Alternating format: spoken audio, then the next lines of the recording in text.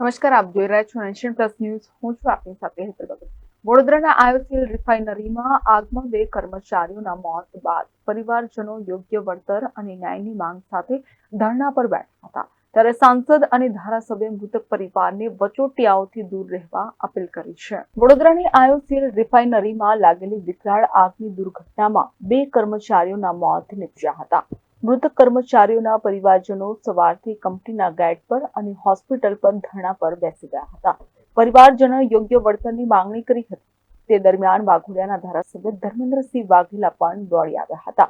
સાંસદ ડોક્ટર હેમાંગ જોશી પણ મહારાષ્ટ્રથી પરિસ્થિતિ પર ધ્યાન આપી રહ્યા હતા. ધારાસભ્ય ધર્મેન્દ્રસિંહ વાઘેલા કંપની અને પરિવાર વચ્ચે મધ્યસ્થી કરી હતી. આઈઓસીએલ દ્વારા બંને કર્મચારીઓના પરિવારજનોને 25-25 લાખની સહાય, પત્નીઓને નોકરી અને બાળકોના અભ્યાસનો ખર્ચ આપવાનો નિર્ણય કરાયો હતો.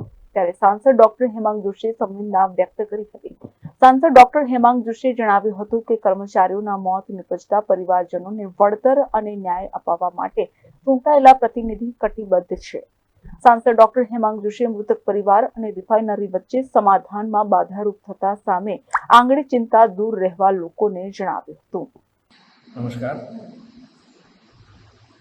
આઈઓસીએલના તમામ કર્મચારીઓ અને આપણા સદગતના પરિવારજનો અને સમગ્ર વડોદરા શહેરના નાગરિકોને મારે જણાવવાનું કે જે આઈઓસીએલની ઘટના થઈ છે ત્યારબાદ એમના મૃતકોને એમના પરિવારને ન્યાય મળે અને એમનું આગળનું જીવન સુખમય વીતે એ માટેનો એમને સહારો મળે એ માટે તમામ વહીવટીતંત્ર, અમારા ચૂંટાયેલા પ્રતિનિધિ, વાઘોડિયાના ધારાસભ્ય શ્રીમાન ધર્મેન્દ્રસિંહ વાઘેલા અને તમામ લોકો કટિબદ્ધ છે.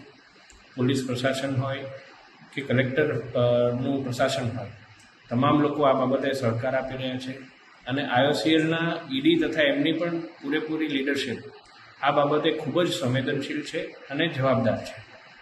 તો આ બાબતે કોઈપણ પ્રકારે ગેરમાર્ગે દોરાયા વગર માત્ર જે અધિકૃત ચૂંટાયેલા પ્રતિનિધિઓ હોય એમની સાથે વ્યવસ્થિત યોગ્ય સ્તર પર વાતચીત થઈ અને મૃતકોના પરિવારને લાભ મળે એ માટેનો આપણા સૌનો પ્રયાસ છે અને એ બાબતે અમે સૌ સતત ચિંતા કરી રહ્યા છીએ. આ મુદ્દો આટલો સંવેદનશીલ છે, કોઈ આપણી વચ્ચેથી જતું રહ્યું છે અને એ વાતને કોઈ પણ પ્રકારે રાજકીય અથવા કોઈ બીજા હિડન એજન્ડાનો ભાગ બનાવી અને દૂષિત ના કરવામાં આવે એવી મારી વડોદરાના સર્વે નાગરિકોને એક નમ્ર અપીલ છે. ધન્યવાદ. ત્યારે બીજી તરફ સાંસદે ગર્ભિત ઇશારો કર્યો છે. ત્યારે કામદાર અગ્રણી લખન દરબારે ઉડતું તીર લીધું છે.